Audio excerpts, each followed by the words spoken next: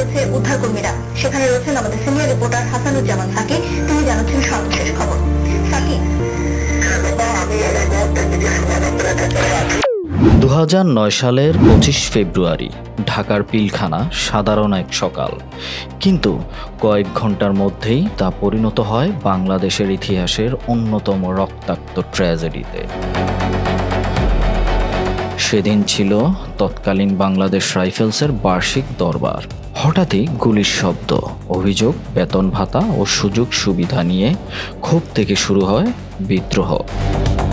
বিদ্রোহী সদস্যরা দখল করে নেয় পিলখানার সদর দপ্তর।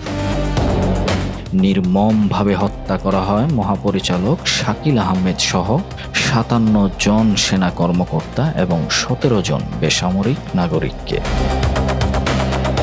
অফিসারদের পরিবার জিম্মি, চারিদিকে আতঙ্ক, অনিশ্চয়তা আর অজানা ভয়। বিদ্রোহ ছড়িয়ে পড়ে দেশের আরও 12টি শহরে। পিলখানার ভেতরে লাশ, আগুন, লুটপাট। টেলিভিশনের পর্দায় তখন উদ্বেগ আর শোকের ছায়া। সরকার আলোচনায় বসে, সেনাবাহিনী চারদিক থেকে ঘিরে রাখে এলাকা। অবশেষে 26 ফেব্রুয়ারি অস্ত্র সমর্পণ করে বিদ্রোহীরা, মুক্তি পায় জিম্মিরা।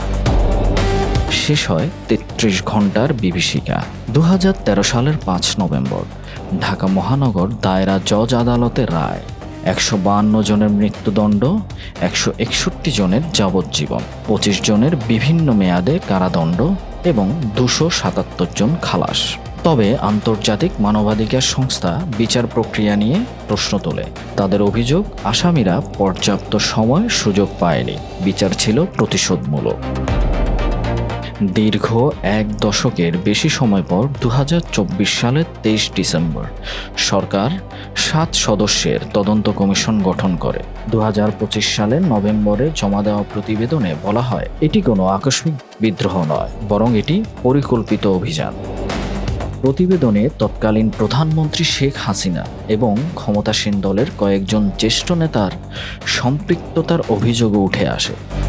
এছাড়া আলামত নষ্ট ও তদন্তে তথ্যগত ফাঁক থাকার বিষয়েও উল্লেখ করা হয়। পিলখানা ট্র্যাজেডি শুধু একটি বিদ্রোহ নয়, এটি ছিল রাষ্ট্র, সেনাবাহিনী ও জাতির জন্য গভীর ক্ষত।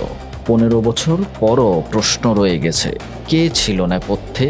কেন ঘটল এমন নির্মম হত্যাকাণ্ড?